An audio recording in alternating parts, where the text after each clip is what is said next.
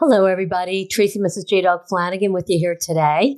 I'm the co-founder and senior vice president at JDog Brands. Welcome back to another exciting episode of Tactical Treasures, powered by JDog and Vet TV. Our podcast gives veterans, male spouses, active military members, and military family members a voice in the veteran space to speak about their service, what they're doing post-service, and they share with me a tactical treasure from their past that has impacted them along their journey, whether it be in their military career, business, or life. Today, I am so excited to have a very special guest on, Donny O'Malley. He is born Daniel Marr in Queens, New York, is an actor, writer, producer, and a combat Marine Corps veteran, having joined the military in 2009 and serving for 6 years. While in the Marine Corps, Donny was an infantry officer and he deployed once to Southeast Asia and once to Afghanistan. After medically retiring from the military, Donny founded Irreverent Warriors and Vet TV, where he is working hard to bring veterans together through humor, camaraderie, and raw and authentic stories that aim to heal and prevent veteran suicide. I am so excited to have you, Donny. Thank you so much for coming on Tactical Treasures today. Thank you for having me. You guys are awesome. I'm grateful for the opportunity. Yes. So tell me a little bit about your time in the military. What inspired you to join the Marine Corps? It was a combination of seeing my father's pictures from when he was in the Marine Corps. He was a Marine infantry officer. And he never really talked about it, but just looking at the pictures, I was like, man, that looks so cool. And then I know this is odd, but watching Vietnam War movies, watching CH-46s carrying a squad into a hot LZ, landing in the elephant grass, and attacking through an ambush. I remember watching that and thinking, I have to do that one day. Wow. So that was it. That's and amazing. Then 9/11, it's like, okay, I'm doing that. I'm going to go get some payback. Yeah, that's amazing. Is there a particular part of your service that really meant a lot to you or something that stood out to you? So many. Every part of my service meant a lot to me. I think the Marines who raised me, my instructors, who were all hardened combat veterans, from corporals up to captains. They molded me and they raised me, and I was very grateful to have been raised by all these men who had been to war and just seen all the good and bad and still absolutely loved the Marine Corps and loved war. It was their favorite sport, their favorite thing. They dreamt of it, and they just imagined being the best in the world at war. And I was raised by that. So wow. That definitely molded me, I think, appropriately, because as a warrior, it's how you got to be. If you don't love what you're doing, you're not going to be that good at it. True. So I was fortunate for that. I had some staff NCOs who really put me in my place when I needed to be. One of my platoon sergeants was very, very direct, humbled me in a beautiful way that I thanked him for shortly after, and we've been friends ever since. And then at the end of my service, being in Wounded Warrior Battalion, I was surrounded by guys who had been maimed. No legs, no arms, eyes, faces, burns, you name it. They'd seen the worst of humanity. They were on the worst end of war. Right.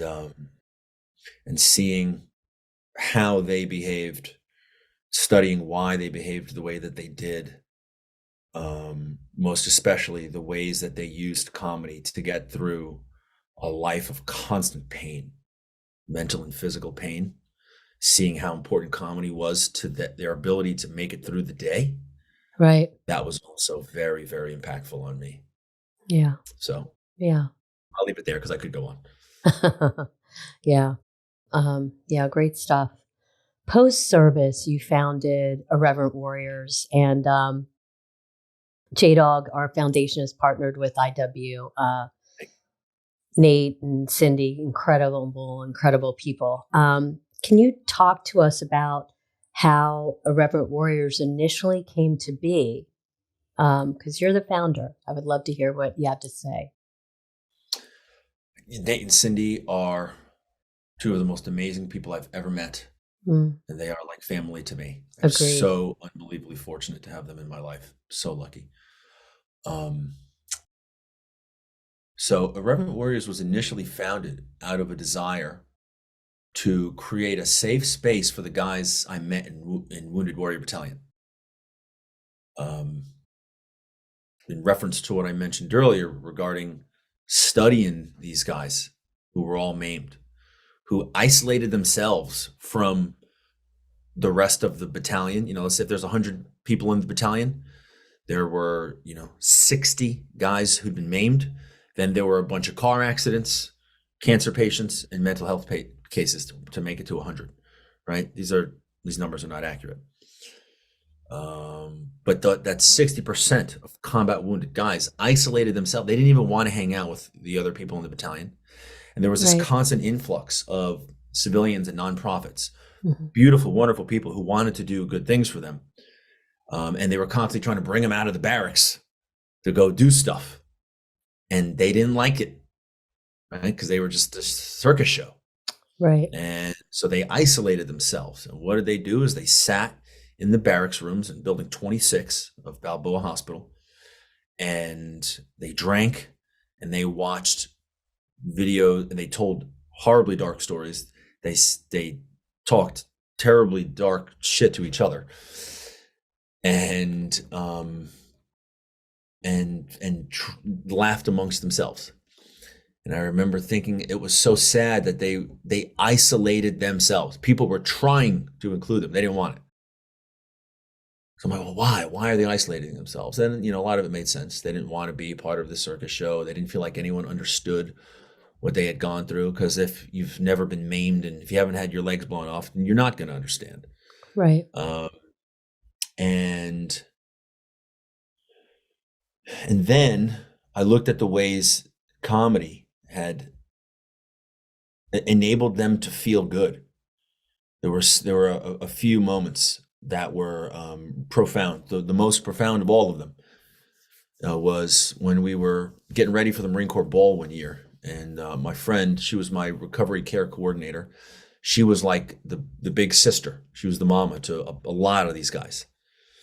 And she rented this like 2 or 3 bedroom apartment next to Pendleton, and we stuffed a bunch of people in there, and that was our kind of home base for the Marine Corps Ball. That was going to be at one of the places on Pendleton.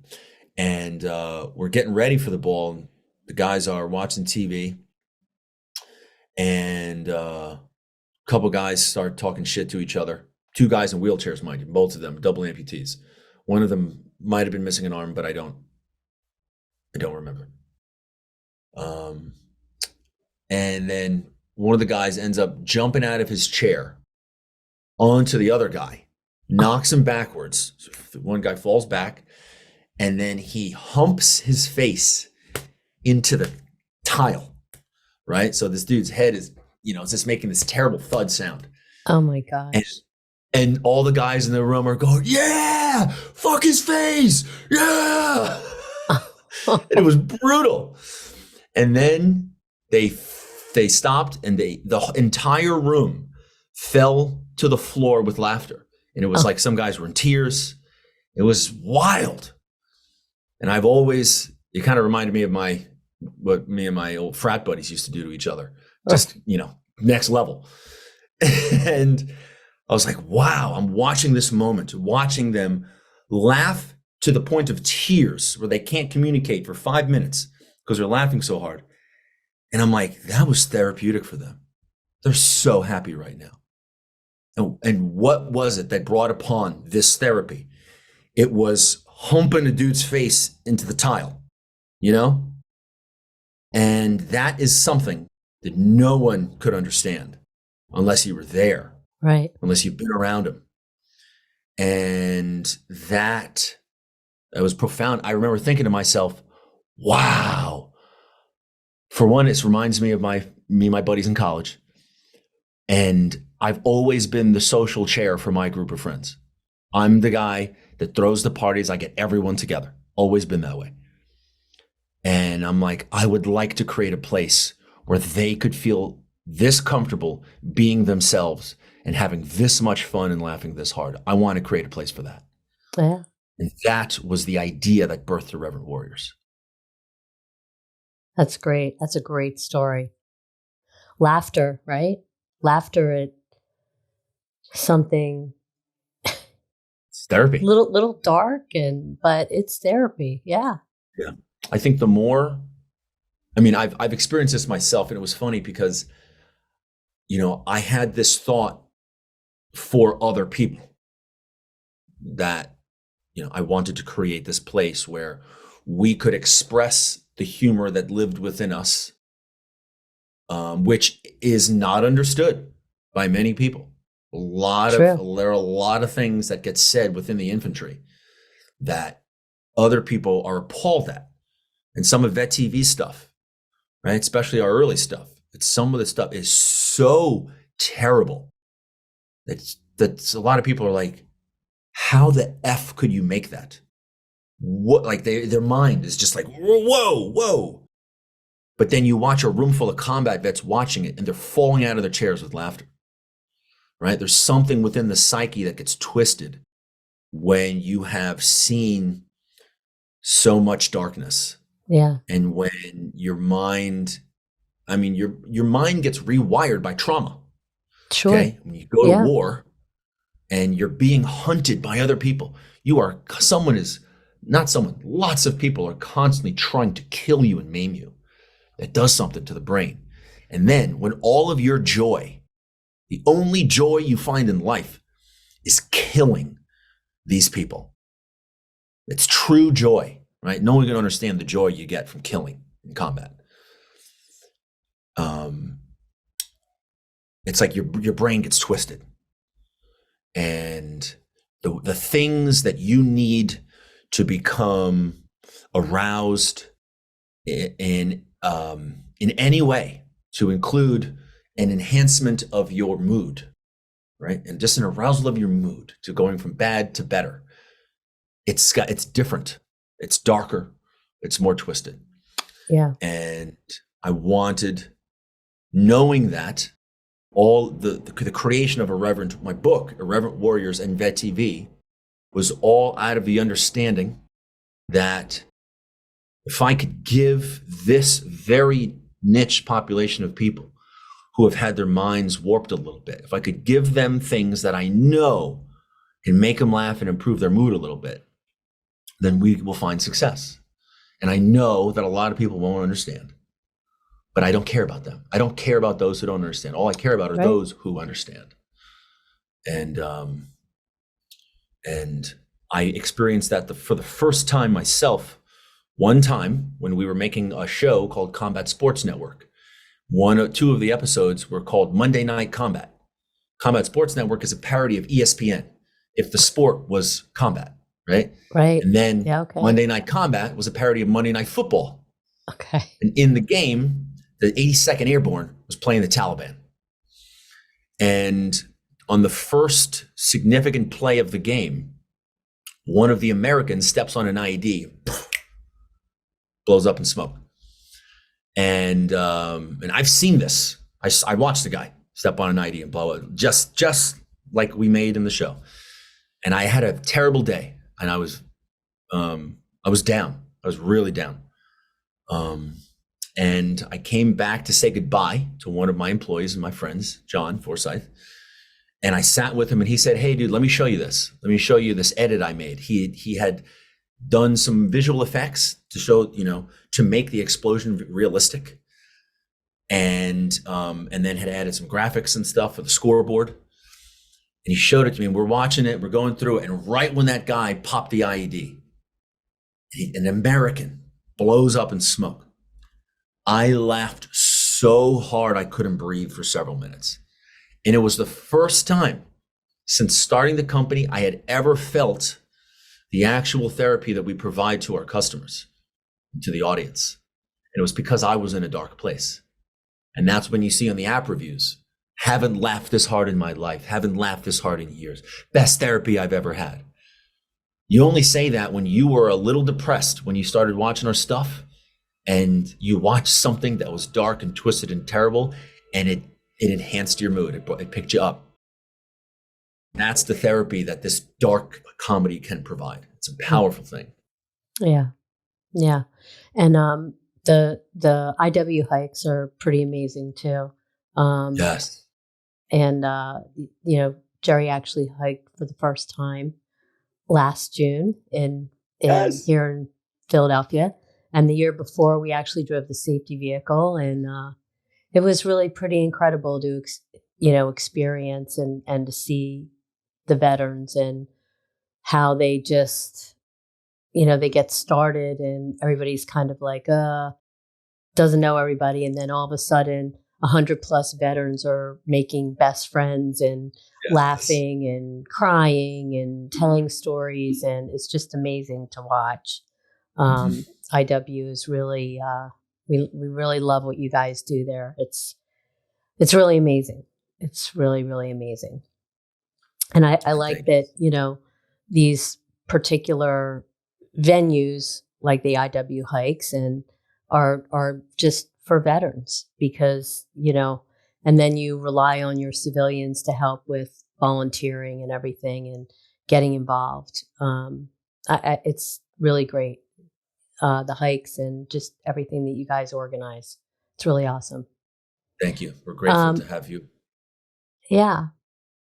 Hello, listeners and viewers. I would like to talk to you today about Irreverent Warriors. The mission of Irreverent Warriors is to bring veterans together using humor and camaraderie to improve mental health and prevent veteran suicide.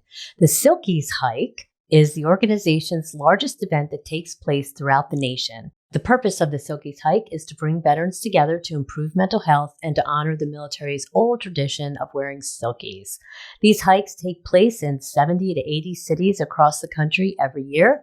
They have even done a few overseas. You can find out more about IW if you go to their website, irreverentwarriors.com, and I'll spell that. IRREVERentWarriors.com. Once there, you can click on the events tab and see where there is a hike close to you. You can also sign up for the newsletter, which will keep you in the know about all things IW. You can go to the Facebook and search IW in your city and join that Facebook page to engage with veterans involved in the hike. And just want to put it out there, if you are close to Philadelphia, Pennsylvania, guess what? Yes, this Saturday, May 6th, there is a hike taking place in Philadelphia. If you are a veteran, active military, or reserve, you are allowed to hike. If you are a civilian, mil spouse, veteran spouse, they need volunteers to drive safety vehicles, help with registration, snacks, water, etc. So, hey, calling you out. If you're in the area, come join us May 6th. Go to the website, click on the events tab, and pull up Philadelphia, and it'll have all the information about the hike, when it starts, where to meet. So hope to see you there. Founder of Vet TV as well. We just kind of talked about some of the content that you have on the platform, but I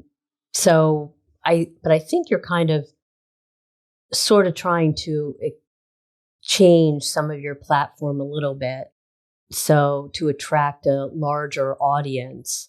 And so how do you think that's going, or what's some of the content pre and now that you're doing? So the change is that we are not hyper-focused on dark comedy anymore. The change is that we are open to anything that will provide entertainment and value to the members of our community, active, veteran, and now spouses, which we had never included the families as a part of our target. Right. But what has, thankfully, my team has reminded me of is that the military, the warriors are able to go do what they do because their spouses hold down the home.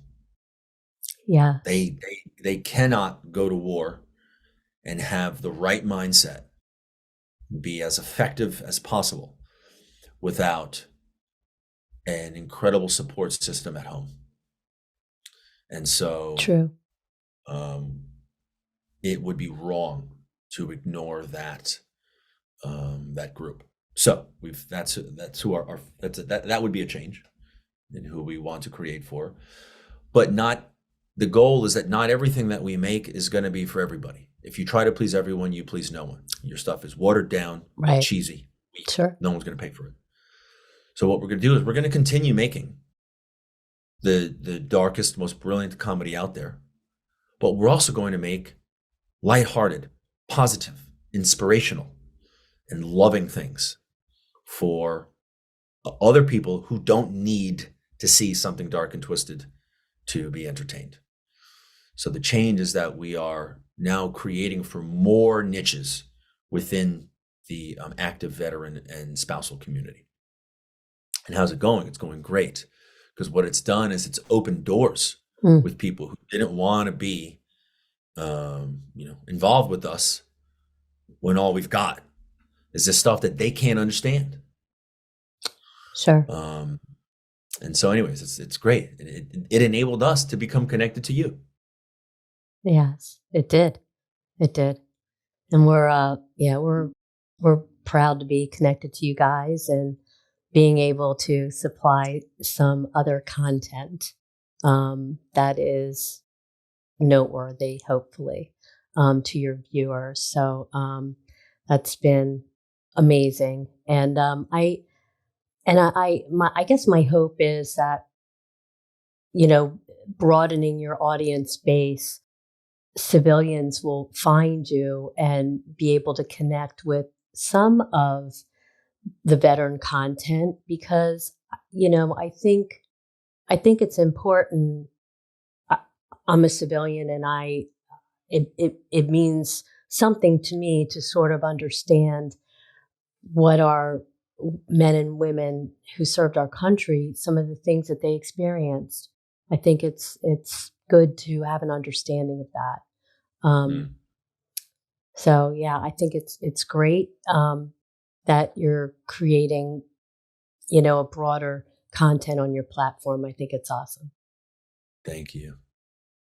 Hello, viewers and listeners. Thank you so much for tuning into this very special episode of Tactical Treasures podcast, where we are speaking with Donny O'Malley, born Daniel Marr in Queens, New York. He is an actor, writer, producer, and a combat Marine Corps veteran, having joined the military in 2009 and serving for 6 years.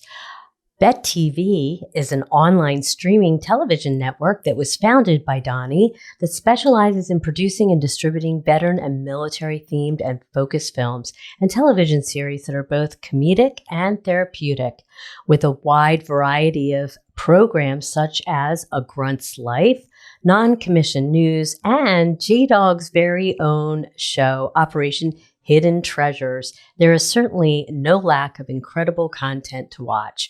You can even watch episodes of, Tactical Treasures podcast on Bet TV. Military service members, veterans, and even civilians, you can check out all of the amazing content Bet TV has to offer at www.veterantv.com. Now back to the podcast. So we've come to the time of your tactical treasure. Yes. And I'm going to ask, what would you like to share with us today? And I'm kind of laughing because I truly have no idea, not one iota idea of what you're going to share. So lay it on me.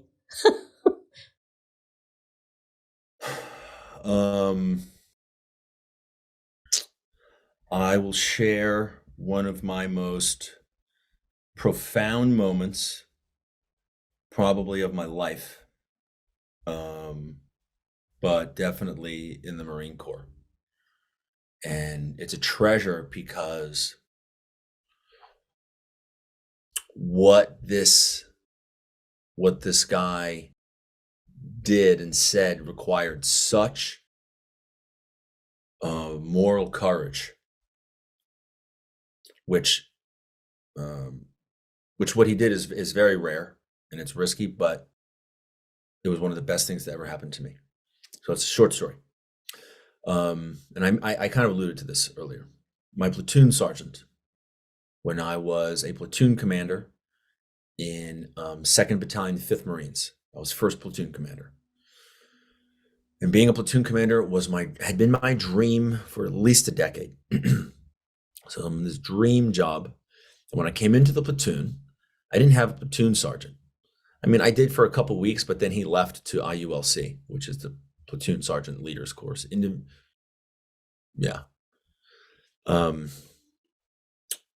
become an 0369. And so he left. So now it was me and 3 squad leaders. And my squad leaders were actually corporals. I didn't have any sergeants. So it's just me, because they were at school too. Islington. So I got very close with my 3 corporal squad leaders. And I ended up kind of becoming the platoon sergeant as well, because my platoon sergeant was a corporal, and he didn't have, it's hard for a corporal to be the platoon sergeant, and I got very comfortable kind of doing everything, which a platoon commander should not do. Platoon commander should create the vision and have the commander's intent, and then the platoon sergeant will execute. But it didn't be like that, because just the way my platoon was staffed. So then I finally get 3 squad leaders, and then my sergeants, and then I'm kind of working with them the same way, and then I get a platoon sergeant. And this platoon sergeant was a hardened combat vet. He was in 2-4 in Ramadi. Oh. And amongst another hard Iraq deployment. And I had developed these bad habits of kind of acting like the platoon sergeant. And what that did was that crushed his initiative, because I was doing all the things. I would yell, "Platoon commander's up, first platoon on me." And I'd constantly giving speeches and orders and plans. Hey, we're gonna do this, this, and that. And I was a bro as a leader. I was like, all right, check it out, fellas. This is how it's gonna be. If you got a better idea, let's hear it. And, I loved it. I was so happy.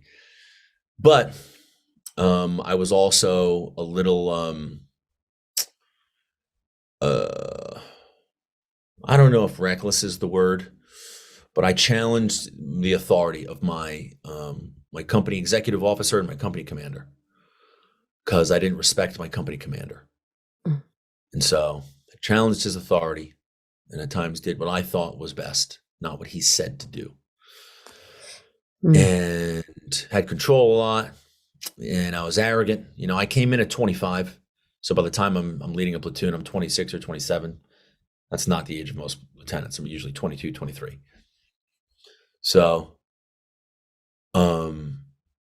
he said to me, he was like becoming more and more demotivated. He was doing less and less. So we're in the office one day, and I'm like, "Yo, dude, what's going on here? You just seem like you don't give a shit about anything." And he was like, "You don't want to ask me that, sir." I'm like, "No, I do, man. We're supposed to be doing this together. Like, what's going on?" And he goes, "You really want me to be honest with you?" And I said, "Of course." He said, "You're not going to like it." I was like, "Just fucking send it, dude." And he goes, "All right, here we go. You asked for it. I think you're a fucking frat boy. I think you're immature. I think you're arrogant. I think you're a fucking know-it-all. I think that you think you know better. And I don't want to follow your lead, and I think you're going to get Marines hurt, and I'm fucking sick of working with you. So Wow. there you have it. Do whatever you want to me. You want to put that in my fit rep? Cool. I don't give a fuck. But you needed to hear it. And I was like, ah! This is a staff sergeant saying this to me, right? And mind you, this guy's like 5'4", 110 pounds sopping wet. Oh, wow. From El Salvador. Oh, gosh. And Staff Sergeant Cabrera. And he was just like, put his hat on, his cover on. He's like, all right, so do what you want. And he like walked out. He left. Oh, no. And I was like, oh, God damn it. I chased after him, and he was in his car. He was in his car, as this little rice rocket with tinted windows. And I knock on the window, and he rolls his tinted window down 1 inch. He's probably scared to death. No, he was. This dude was not scared. He rolled his window down 1 inch just to be obnoxious, just as a fuck you. Yeah, right. Yeah, like he could roll it down the whole way, but he's like, no, I'm gonna make this fucker have to lean in and talk, put his lips through this 1 inch. Right? That was him. Brilliant. Oh, no. And I just chuckled to myself, and I was like, Jesus. I was like, yo, will you let me in, please? You know, can you let me in, please? He's like, for what? I'm like, I just want to talk, man. Just let me in. He's like, proceed. He hits the unlock button. I open this door. I sit in. I sit next to him, and I'm like, all right, look, I took a lot of balls for you to say that, and I'm glad you did. And sorry that I had kind of taken away your initiative and been acting the way I have. But I can unfuck myself. I'll fix the things. I will stop doing platoon sergeant things, and I will humble myself to your leadership as an experienced staff non-commissioned officer with multiple tours to combat and a lot of time in the Marine Corps. I'll stay humble. I'll listen to you and let you shape me into a Marine platoon commander. And he looked at me back, and he had his hand on a thing. I think he had his foot on the gas the whole time, like he was ready to take off. I don't even know if he took it at a park or at a reverse. And he was like, damn, that's good shit, sir. I didn't expect that. Cool. All right, I'll work with you. Because I like that. So I'll see you at this time tomorrow. Don't be late. And we'll lead this platoon. And I'll show you how it's done. And I was like, roger that, Staff Sergeant. And ever since then, we had an awesome relationship. Oh, wow. That's a great story. And the treasure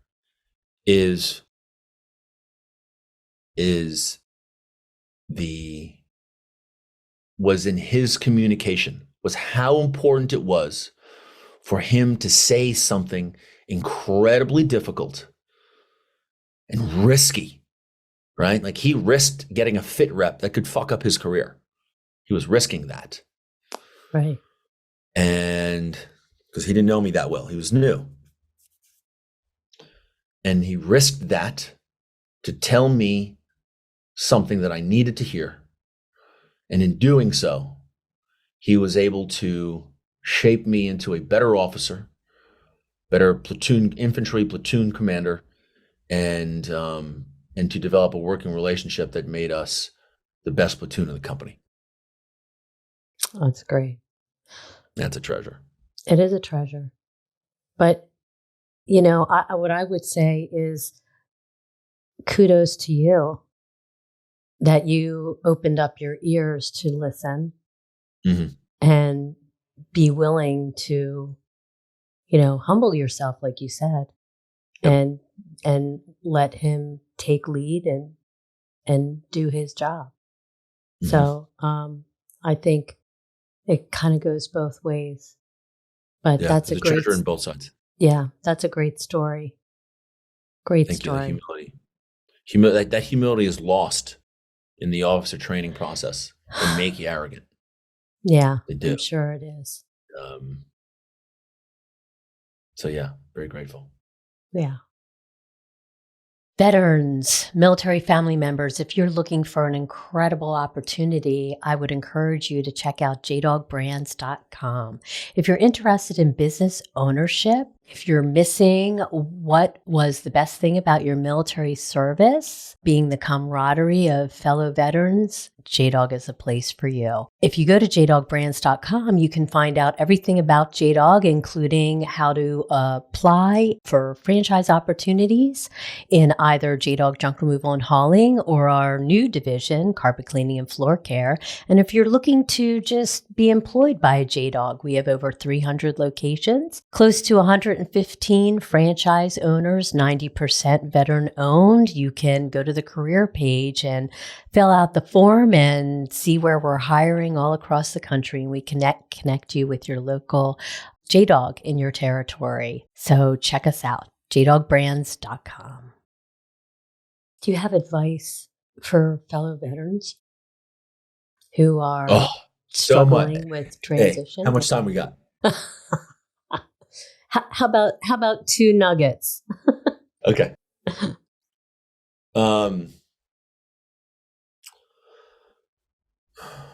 For one, I think it's important for every veteran to identify the ways in which the military has shaped your mind and your personality.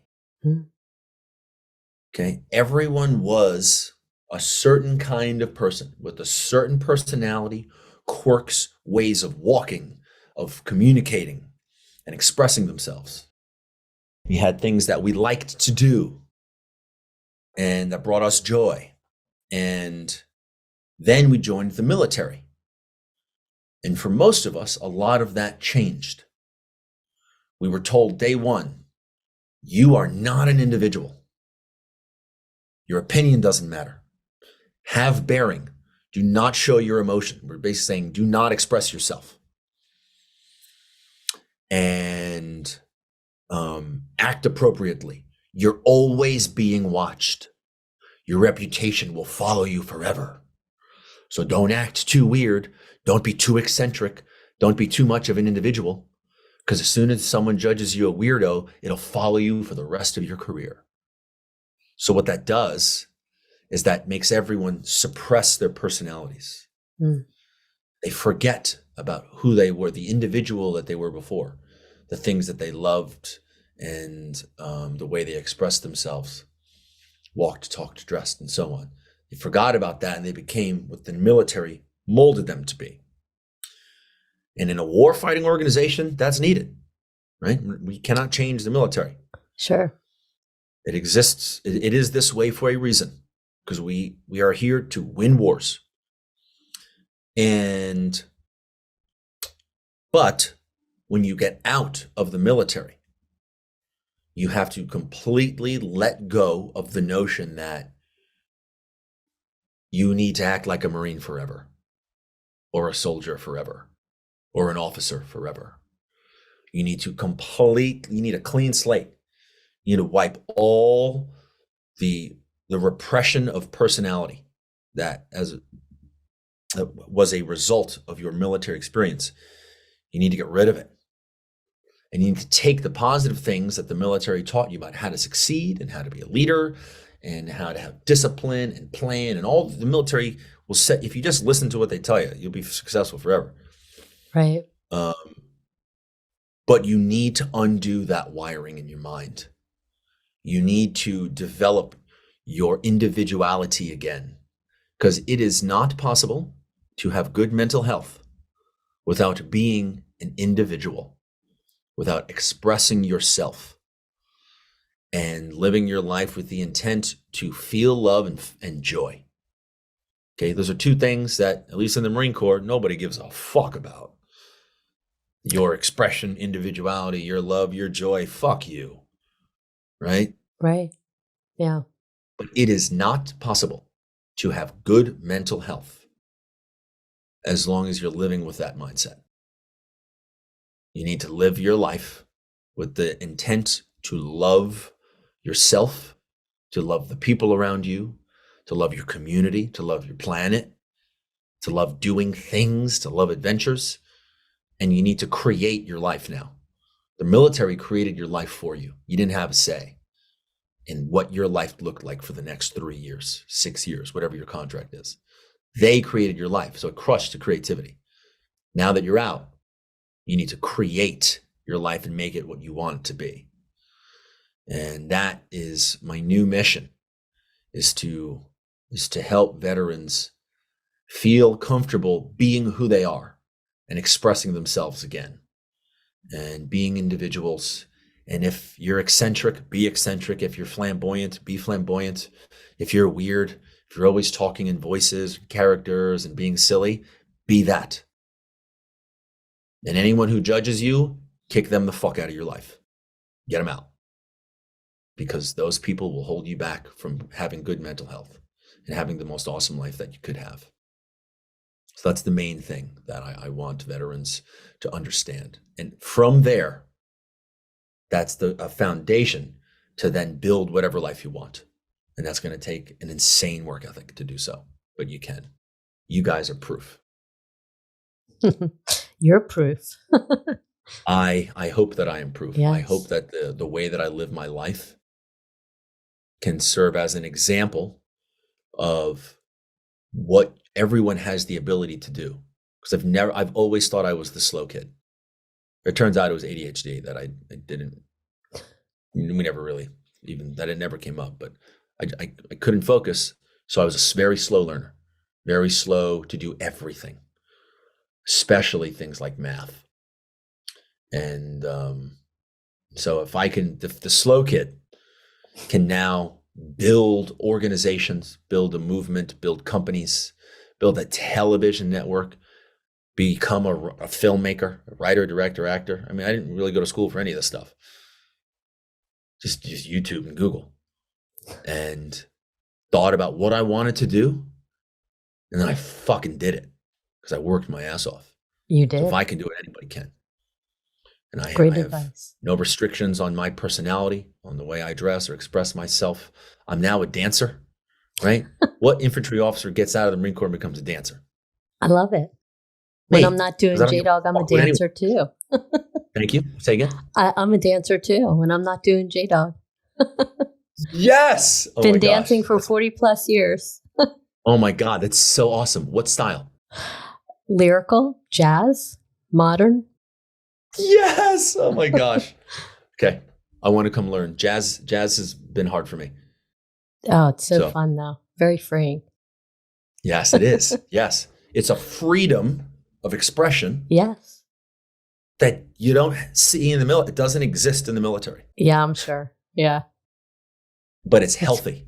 Just as soon as you started talking about it, your face lit up, and it's still lit up because it brings you joy. It does bring me joy. Yeah. I love it. It's so cool. Well, good for you. So what type of dancing are you doing now? The main form is shuffle. Shuffle dancing. Shuffle dancing, okay.